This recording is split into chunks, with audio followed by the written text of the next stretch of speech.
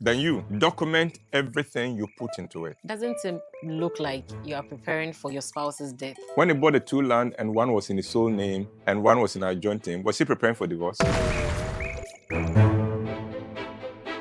Uncle, my husband bought 2 plots of land, one in both our names and the other one in his name only. Now, we want to build a house on the one that bears only his name. Can I support him? Also, Uncle, in one of your tips, you said when a woman supports such projects, we should document them. How can that documentation be done so that my husband doesn't feel some way? All right, let me answer the cheaper aspects of the questions first. How do you document your contribution? If you think that saying let's have an agreement, a written agreement on this can cause trouble, then you document everything you put into it. If let's say you gave 10,000, the date and then the amount. Even if she gets to know, say, I'm keeping record of my expenditure.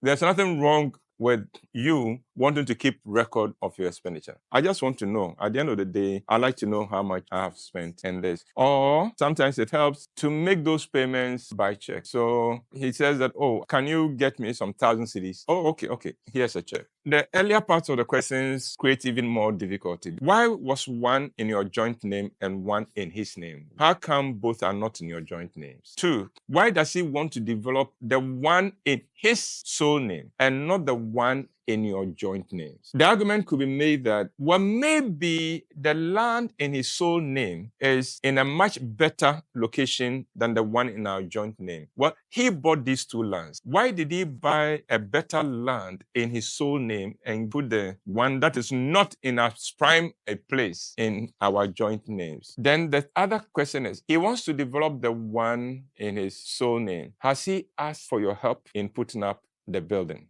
If not, I would recommend that wait for him to ask. And if he hasn't asked for help, be careful what you put in. If he asks for the help, then make those notes. Because is it that he has other dependents that he is hoping that I could develop this and give to them? But it doesn't matter. You can protect yourself with some of these things that I have recommended. Uncle, sometimes in protecting yourself, doesn't it look like you are preparing for your spouse's death?